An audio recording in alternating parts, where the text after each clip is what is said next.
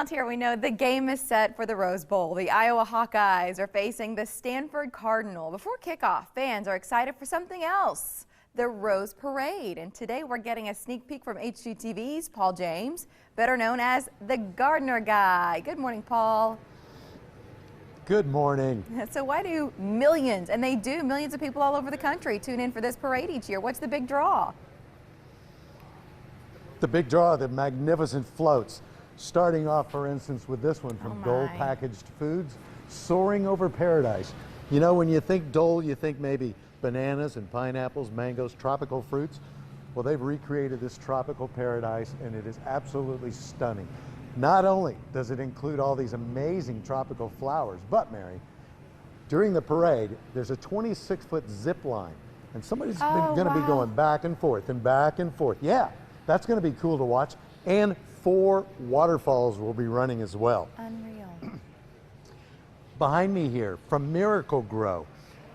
The idea here, it's called Life Starts Here, but the idea is that you can find an adventure in your own backyard if you'll just get involved in gardening, and don't I know that. So one of the cool things about it is also includes plants from the backyards of California gardeners, and to my knowledge that's a first for the parade in its 127 years. So it's a beautiful, beautiful float. Here from Northwestern Mutual, this is called Dancing into Adventure. Now Mary, this is all about a young woman named Peyton Richardson. She's 13 years old, she's an aspiring ballerina, and she is battling leukemia. So one of her dreams is to dance in Swan Lake. So this float, look at this. I mean, it's all about her. It's gorgeous. She's going to be riding in the float with her family. And if we swing right over this way, from the California Milk Advisory Board, this is all about finding your culinary adventure through real California milk. And as you can see, we've got the milk flowing out here. By the way, that milk is recreated with coconut. We've got cheeses, we've got yogurt, pizza, grilled cheese sandwiches, ice cream sundaes, a baked potato loaded with butter.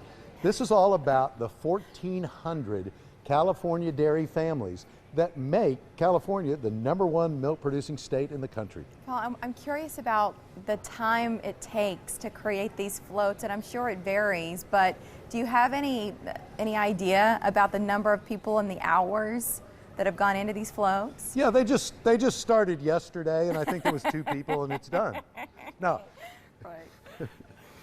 No, that's a great point, because were it not for the many volunteers who give of their time to make this parade such a success, I mean, it wouldn't happen without them. And they're scurrying about. It's amazing. It's just madness when they're really putting these floats together, because some of the plant material can be applied early. Some of it you have to wait till almost the last minute before you can put it on.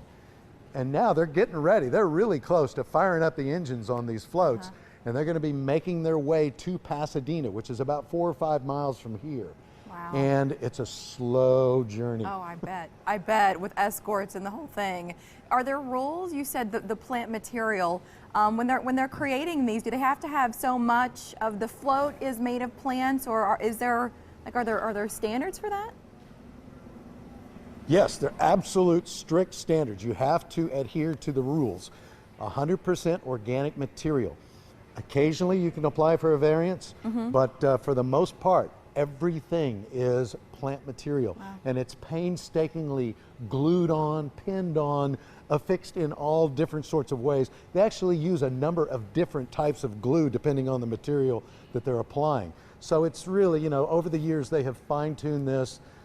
It takes months and months from concept to design to finally getting them to look like this, but it's an amazing process. Yes, and we're cheering around here for the Hawkeyes, Paul. Thanks for joining us today. It's good to see you. Thank you so much. And our